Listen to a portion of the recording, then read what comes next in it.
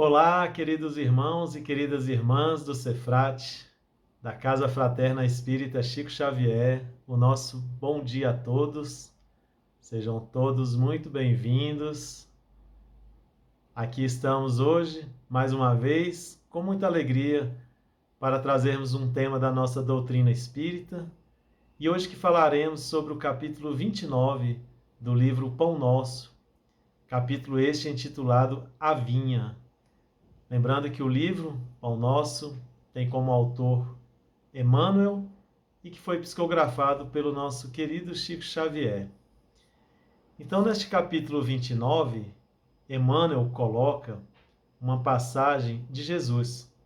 É uma passagem que se encontra no Evangelho de Mateus, no capítulo 20, versículo 4. Passagem que diz o seguinte: E disse-lhes: Ide vós também para a vinha, e dar-vos-ei o que for justo. E eles foram. Novamente, e disse-lhes: Ide vós também para a vinha, e dar-vos-ei o que for justo. E eles foram. Bom, primeiro de tudo, é sempre importante sabermos o entendimento desses elementos e simbologias que Jesus se utilizava para passar a sua palavra, para passar ali os seus ensinamentos espirituais. Vinha, videiras, a vinha que se entende aí por um conjunto de videiras. Então é necessário extrair o sentido espiritual de cada fala, de cada passagem que Jesus nos deixou. O sentido aí que vai além daquele tempo e que até hoje é muito atual para todos nós. O símbolo, o elemento da vinha, da videira, símbolo este que mais tarde também seriam utilizados pelos espíritos na codificação espírita. Podemos verificar no Livro dos Espíritos, lá nos prolegômenos, ou em algumas outras traduções, como Princípios Básicos, os espíritos solicitam a Kardec que ele colocasse e inserisse nos prolegômenos este desenho que foi feito por eles, pelos espíritos, que é o desenho de uma cepa, de um ramo, de uma videira. E eles, os espíritos, dirão a Kardec: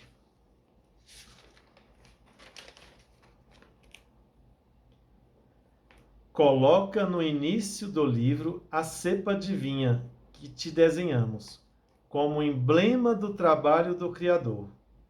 Coloca no início do livro a cepa de vinha que te desenhamos, como emblema do trabalho do Criador. Então a videira, emblema do trabalho do Criador, e que naturalmente vai envolver neste trabalho também a criatura, o entendimento de que ele vem convidar a criatura a co-criar com ele, a colaborar com ele. E aí, prosseguindo, todos os princípios materiais que podem melhor representar o corpo e o espírito estão nela reunidos. O corpo é a cepa, o espírito é o licor, a alma, ou o espírito unido à matéria, é o bago da uva. Então aí, nessa segunda fala, os espíritos nos trazendo os elementos da videira, o corpo, o espírito e a alma. Na verdade, uma representação dos seres espirituais que eles fazem através da videira.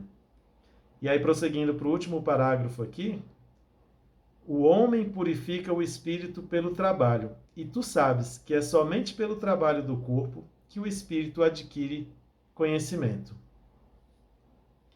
Ou seja, e aqui eles estão falando de quê?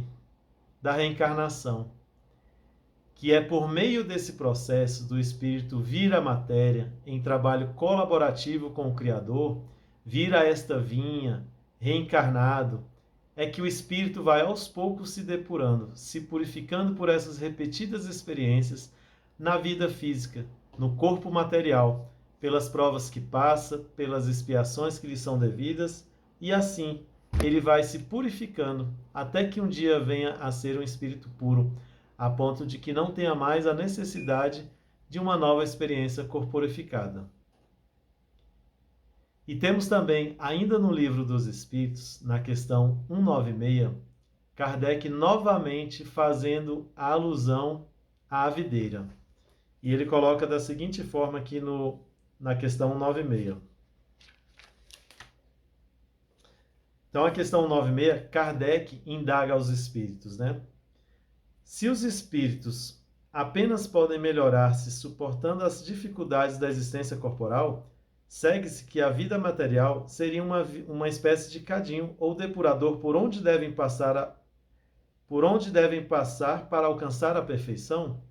E os espíritos respondem: sim, é exatamente assim. Eles se melhoram nessas provações, evitando o mal e praticando o bem.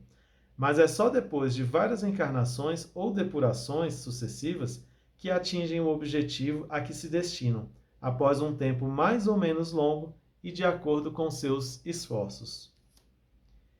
E aí é lá no comentário da questão 96 que Kardec traz o seguinte: no suco da videira, nós encontramos uma comparação semelhante aos diferentes graus de depuração da alma. Ele contém o licor chamado espírito, ou álcool, mas enfraquecido por uma série de matérias estranhas que lhe alteram a essência. Essa essência só atinge a pureza absoluta após diversas destilações, em cada uma das quais se depura das várias impurezas. O corpo é o alambique no qual a alma deve entrar para se depurar. As matérias estranhas são como o perispírito, que se depura à medida que o espírito se aproxima da perfeição.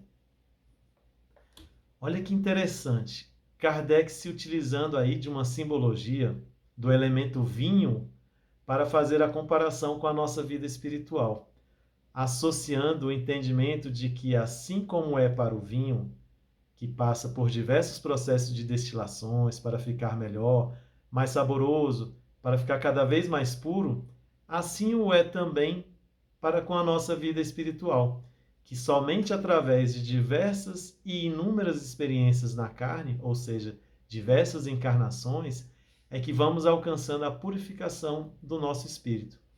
Então, Kardec trazendo essa representação, trazendo essa comparação do vinho com a nossa vida espiritual.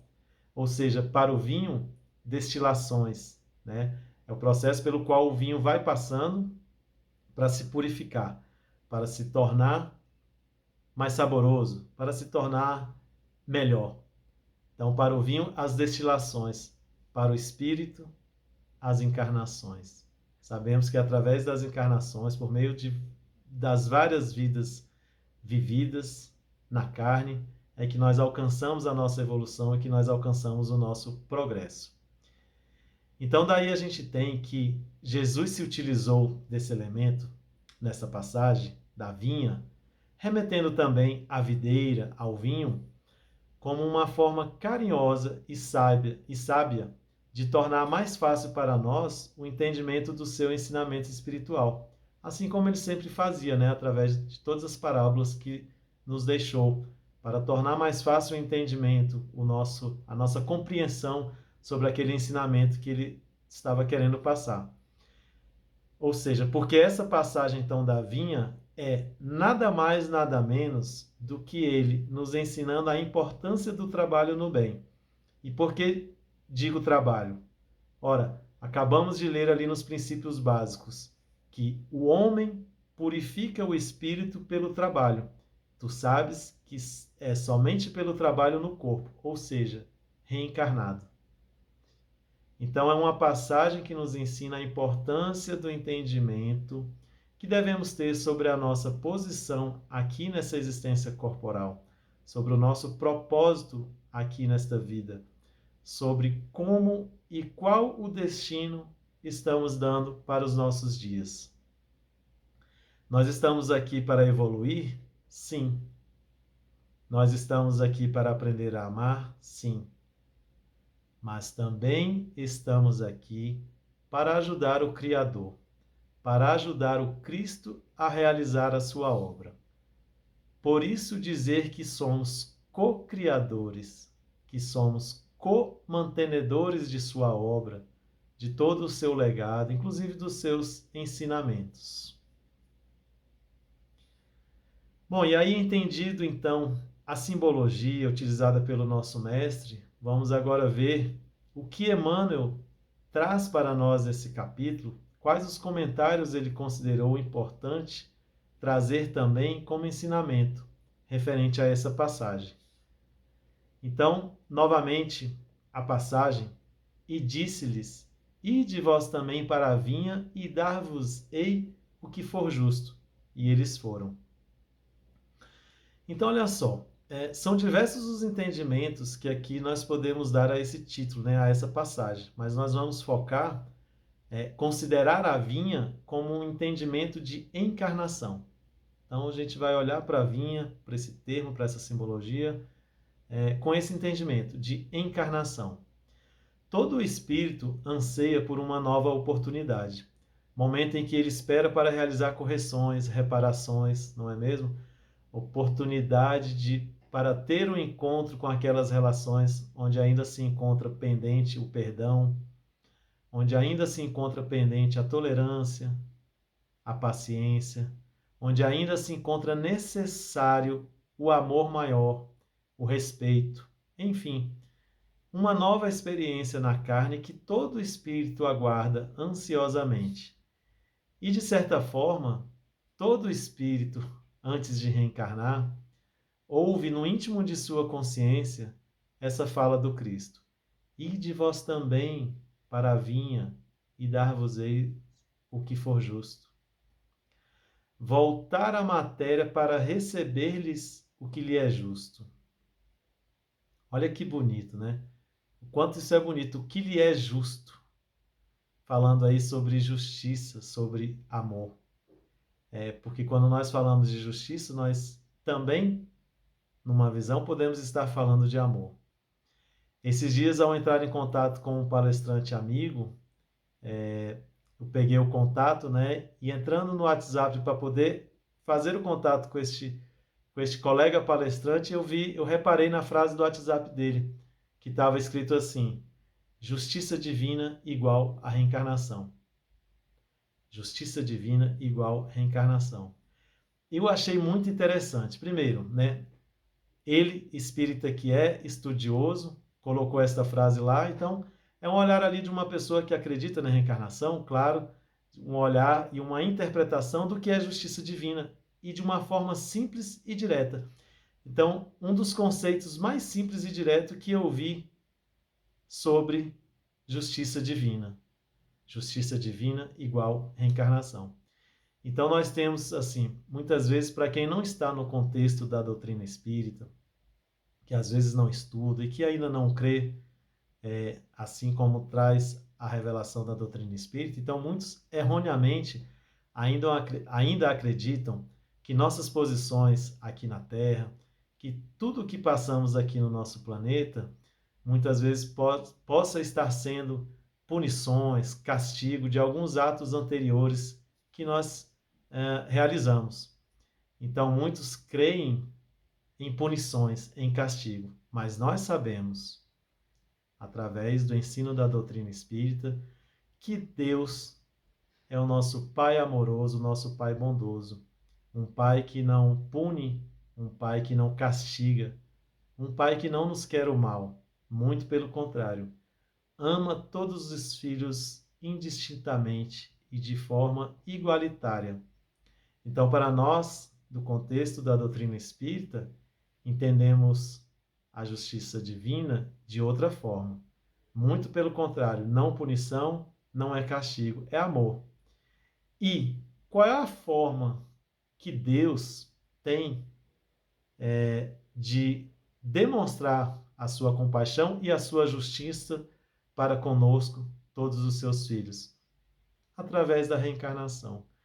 Porque reencarnação, né, é a lei natural pela qual todos nós, espíritos, renascemos, desencarnamos, voltamos para o mundo espiritual, renascemos novamente. Então, através desse processo, teremos idas e vindas milhares para, através de todas essas existências corporais, podermos, a cada vez que voltamos na carne, avançarmos um pouco, avançarmos no amor, no perdão, na nossa gentileza, na nossa humildade.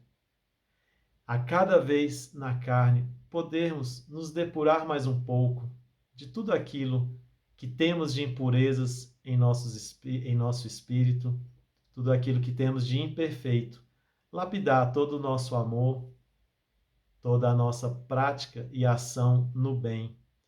Então, justiça divina é igual reencarnação. Que conceito simples, direto, para se falar sobre justiça, né?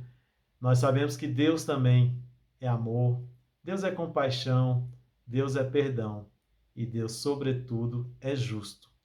Então, a forma que Ele tem também de nos amar, uma das formas que Ele tem também de nos amar e de nos ser justo e de ser justo para conosco, é nos dando essa bela oportunidade da reencarnação, na qual assumimos papéis e posições diferentes a cada vinda, para podermos passar pela experiência em cada posição, para poder expiarmos tudo aquilo que adquirimos de débito, de erros, de maldades que já fizemos em vidas anteriores e, quem sabe, até mesmo nesta vida.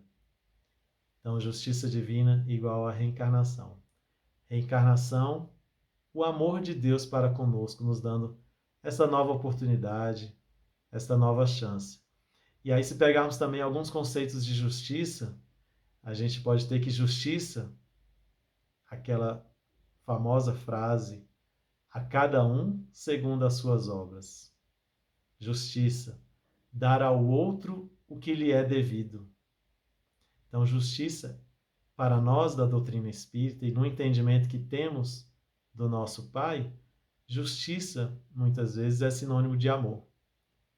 E amor também é sinônimo de justiça. Quando eu amo alguém, eu estou sendo justo. Não tem como amar o nosso semelhante sem sermos justos, porque o amor,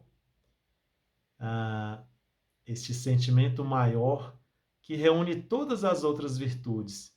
Se eu amo de verdade, neste amor está inserido a justiça, o perdão, o acolhimento, a gentileza, o torcer a favor da pessoa. Então, se eu amo, a justiça já está inserida. E se eu falo, eu sou justo com o meu semelhante, então eu estou dizendo que eu amo, porque justiça, dentro da justiça está inserido o amor. Então, nessa frase, dar-vos-ei o que for justo, está expressa a misericórdia divina, a justiça divina, o amor de Deus para com todos os seus filhos. Justiça não no sentido de castigo, jamais, e sim justiça no sentido cumprindo o seu papel educativo. Sem ela não haveria reparação, aprendizagem, não haveria transformação. Muitas experiências nós só aprendemos quando passamos na pele, de fato.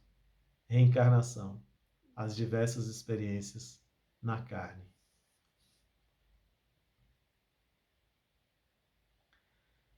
E aí Emmanuel, né, vai trazendo aí no capítulo 29, a gente vai ler aqui mais um pedacinho, um parágrafo para a gente comentar. As coletividades humanas costumam cair em desordem, mas as leis que presidem aos destinos da casa terrestre se expressam em absoluta harmonia. Bom, e aí a gente lembra que existe maldade na Terra, né? Aqui novamente, o parágrafo no qual Emmanuel nos trouxe, dizendo que as coletividades humanas costumam cair em desordem, ou seja, o nosso mundo tem desordem, ele tem desordem, né? As coletividades humanas. Mas as leis que presidem os destinos da casa terrestre, ou seja, as leis naturais, as leis divinas, se expressam com absoluta harmonia. E nisso aí, às vezes, a gente pode ter dúvida, porque existe maldade na Terra? A gente sabe que existe, e estamos vendo diariamente. Existe desordem na Terra? Existe desordem na Terra. Mas, por mais que tenhamos ainda a nossa imperfeição, por mais errôneas que sejam as nossas escolhas, erros esses, frutos de um livre-arbítrio ainda não tão desenvolvido com sabedoria e amor, mesmo ainda com toda essa nossa lentidão em promovermos a nossa evolução espiritual, mesmo assim, nós vemos as leis naturais operando com a mesma fidelidade, com a mesma segurança e com a mesma harmonia. E é importante lembrar que certas desarmonias que ainda presenciamos no nosso planeta se dão pelo fato de aqui estarmos em um mundo de provas e expiações. Nós não podemos esquecer que nós estamos no mundo de provas e expiações. É uma categoria de mundo em que o amor não predomina, né? Porque nesta ânsia de buscarmos a felicidade, de buscarmos a paz e de buscarmos um mundo melhor, e com toda razão que devemos buscar, nesta ânsia às vezes nós acabamos por confundir um pouco e ficamos no anseio de que se tenha perfeição por aqui, de que aqui tudo funcione, de que aqui tudo seja perfeição. Mas nós não podemos esquecer que aqui é um mundo de provas e expiações, ainda é um mundo de provas e expiações.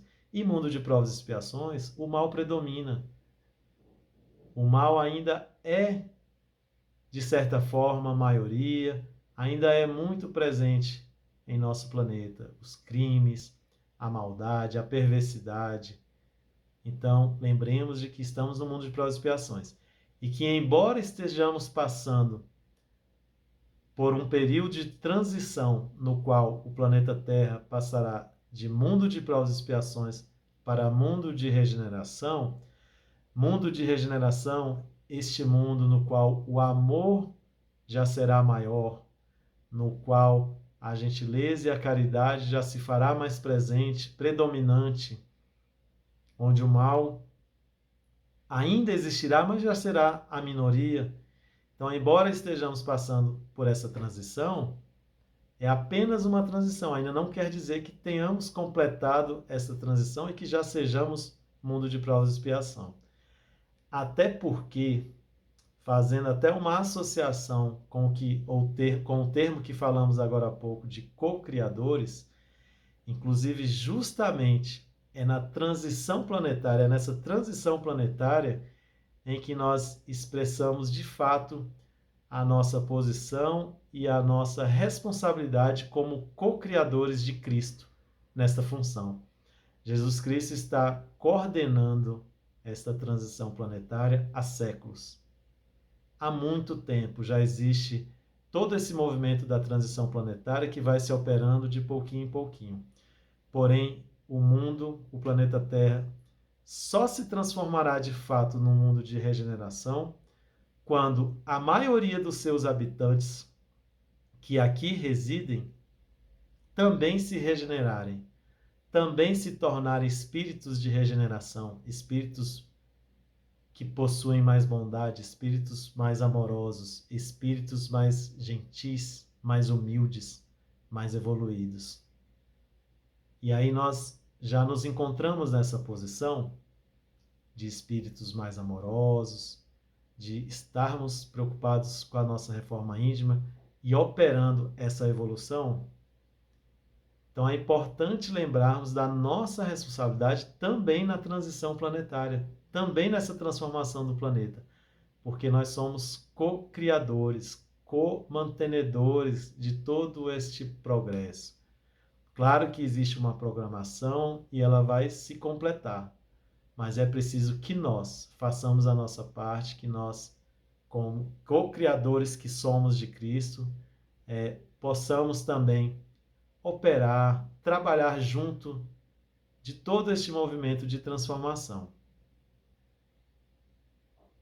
Então, embora, como falava aqui Emmanuel, que embora exista desordem em nosso planeta, as leis naturais, as leis divinas, operam com a mais completa harmonia. E até hoje temos essas leis de uma forma segura, de uma forma constante e de uma forma perfeita, assim como são as leis divinas.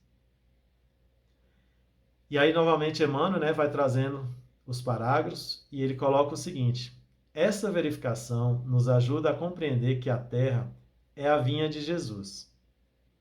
Ou seja, como falamos no início, e como colocado também no Livro dos Espíritos. Videira, a vinha, como emblema do trabalho do Criador. Então a terra é a vinha, é a terra sendo este palco, sendo o local onde se opera a criação.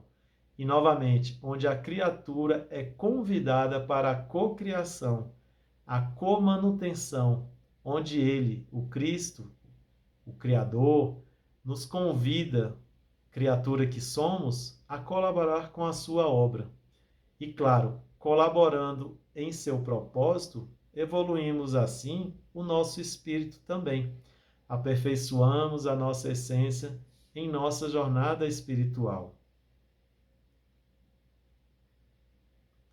Emmanuel trazendo mais um parágrafo. Aí, vemo-lo trabalhando desde a aurora dos séculos. E aí assistimos à transformação das criaturas que, de experiência a experiência, reencarnação, se lhe integram o divino amor. Bom, então no parágrafo anterior, ele colocando, considerando que a terra é a vinha. Ali na passagem na qual Jesus falou, e se referindo a uma vinha, na verdade a vinha é o planeta Terra. É o palco, é o local onde se opera todo o trabalho. Como falou lá no Livro dos Espíritos, que somente através do trabalho no corpo é que se dará a evolução do espírito. E onde se fará este trabalho no corpo? Na terra, na vinha, o palco, o local onde se reencarna, onde nós, espíritos, nascemos num corpo material. E aí ele trouxe no outro parágrafo, falando que Cristo, vemos-lo trabalhando aí desde a aurora dos séculos. E aí assistimos à transformação das criaturas, que de experiência a experiência se lhe integram no divino amor. Então, a cada nova encarnação, nós vamos adquirindo um aprendizado, um resgate. A cada nova existência, um avanço na seara do bem, uma depuração a mais. E por mais lento que se dê esse avanço, nós vamos progredindo, vamos avançando no caminho do amor que ele, Jesus, nos ensinou. A cada nova existência, deixamos aqui mais alguma coisa de material e saímos um pouco mais purificados. E claro, lembrando que cada espírito tem um ritmo no esforço, que faz o seu progresso. Uns vão de uma forma um pouco mais lenta, outros num avanço um pouco mais rápido, por assim dizer.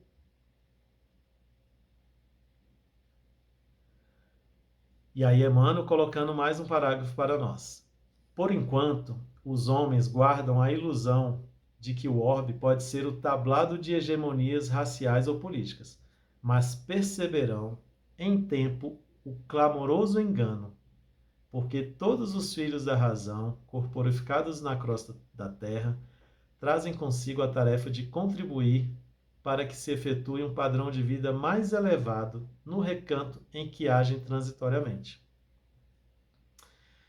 Então, falando aqui sobre esse parágrafo, como falamos da transição planetária.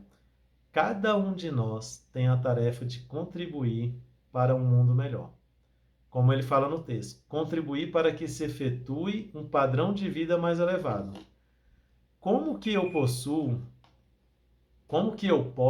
com a minha contribuição, cooperar e influenciar para um padrão de vida mais elevado?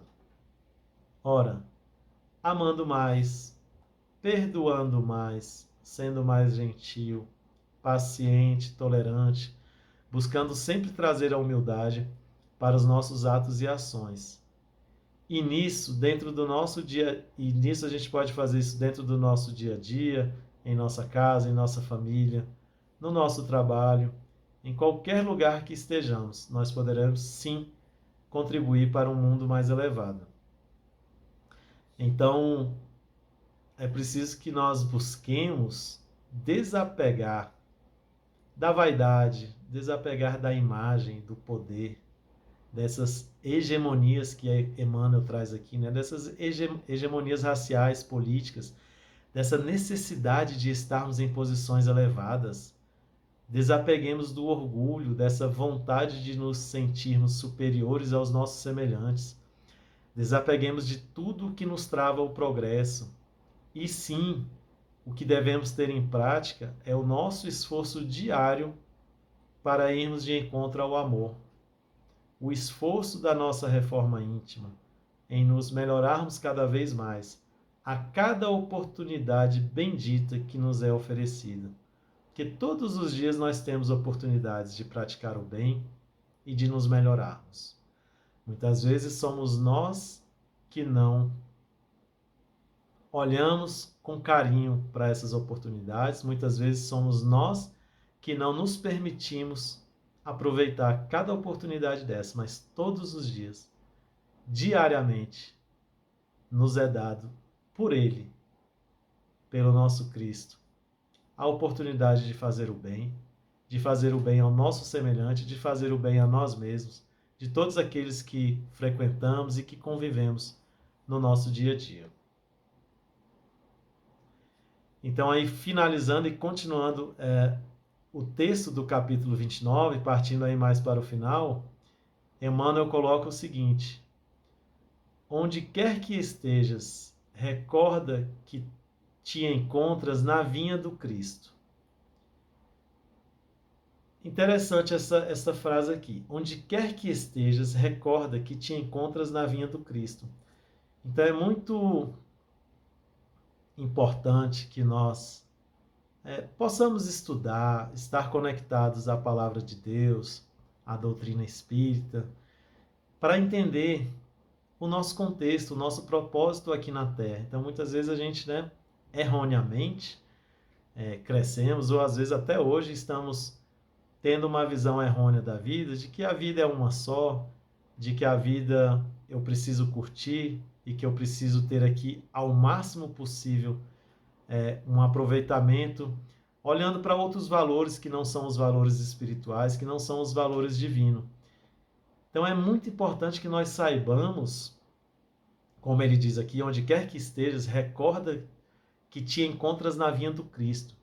E eu me lembrar de que estou na vinha de Cristo, isso me faz lembrar e me remete a trabalho, a esforço, a busca de evolução, a vinha do Cristo, cocriação, co-criador. Eu tenho responsabilidade aqui também para fazer desta obra que Cristo coordena, que Cristo está no controle, que eu também tenho a minha responsabilidade para que este mundo se torne um mundo melhor, que eu também tenho a minha parcela de função,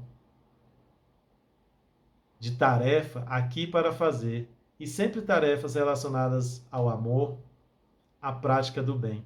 Então, eu me recordar de que estou sempre na vinha do Cristo, é lembrar de que preciso fazer mais, é lembrar de que preciso buscar a prática da caridade, que preciso buscar olhar para o meu semelhante, para o meu irmão, que necessita de uma ajuda, que necessita de um ombro amigo. Porque isso é o que Cristo fez e isso é o que Cristo faz. E se somos co-criadores, é isso que também devemos fazer. Então, onde quer que estejas, recorda que te encontras na vinha do Cristo. E aí Emmanuel continua: vives sitiado pela dificuldade e pelo infortúnio? Trabalha para o bem geral, mesmo assim, porque o Senhor concedeu a cada cooperador o material conveniente e justo. Porque o Senhor concedeu a cada cooperador o material conveniente e justo. Olha que bonito isso, olha que interessante. O Senhor concede a cada um de nós, a cada trabalhador, a cada filho, a cada co-criador, o material conveniente e justo. Porque o que nós temos aqui nessa existência, embora nós muitas vezes possamos entrar em teimosia e ficamos teimando, querendo sempre mais, querendo luxo, querendo fortuna, querendo conforto exagerado, querendo supérfluo, na verdade nós só temos o que nos é conveniente e justo. Olha a palavra, e justo. Muitas vezes eu quero uma vida boa, eu quero riqueza, eu quero dinheiro. Será que isso é justo? Será que eu mereço?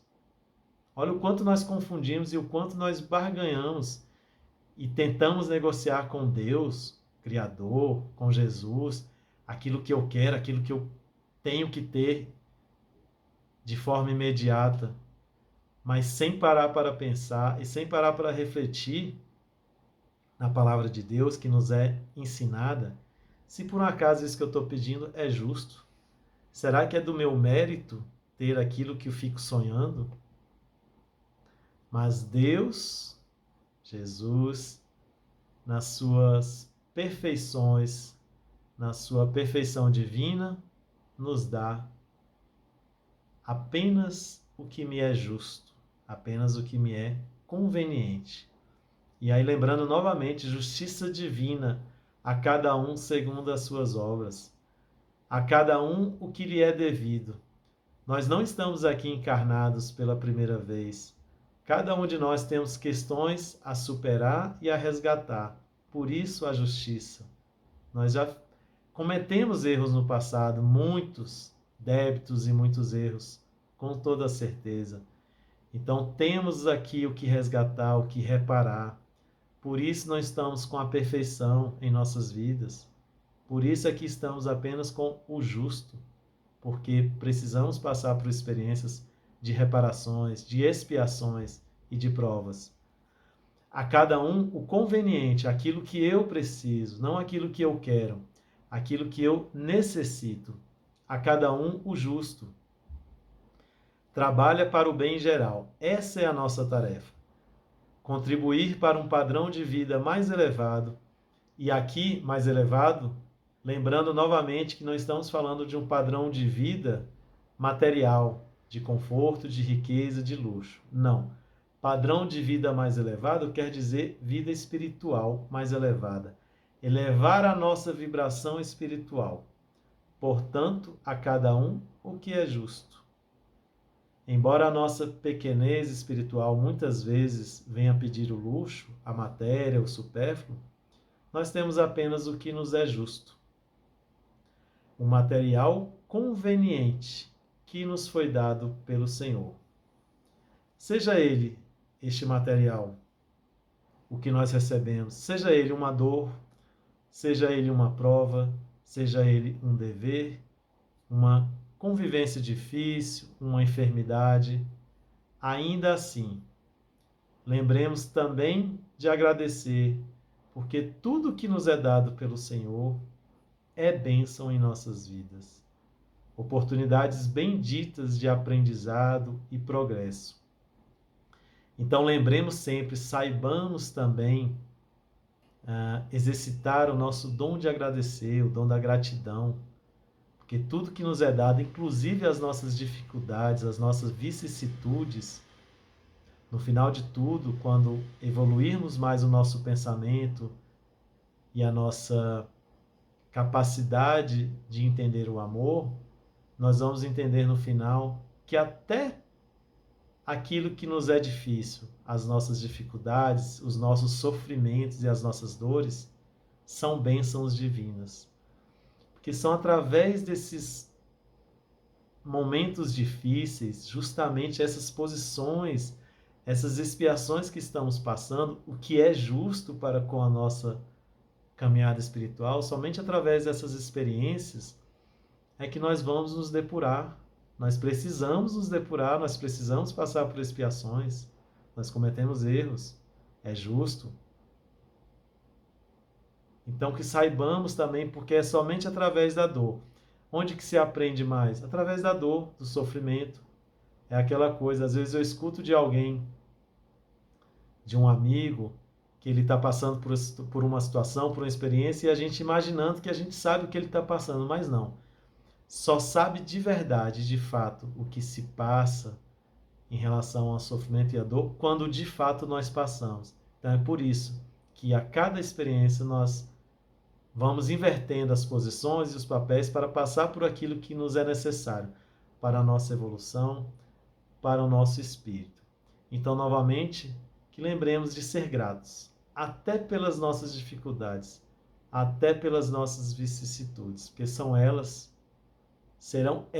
o caminho para que possamos alcançar a nossa evolução, cada vez mais, de pouquinho em pouquinho, possamos ir aprendendo a amar de uma forma mais semelhante que Cristo amou, a perdoar como Cristo perdoou e nos ensinou. Então nós vamos aqui nos despedindo, né? Era esta breve mensagem sobre o capítulo 29, a vinha, no qual vem falar da terra ser a vinha de todos os trabalhadores, de todos os cooperadores de Cristo, que somos nós, espíritos encarnados aqui neste mundo, neste planeta Terra. Que possamos lembrar desta mensagem, que possamos assim nos tornar disponíveis cada vez mais para a busca e para o nosso esforço em buscar o bem, em buscar a prática do amor junto dos nossos semelhantes, junto do próximo. Deixamos aqui o nosso abraço fraterno e o desejo de que todos tenham uma ótima semana. Enfim, o nosso abraço, o nosso agradecimento ao Cefrate pela oportunidade de aqui estarmos falando sobre Deus, sobre Jesus Cristo e, sobretudo, sobre o amor. Obrigado.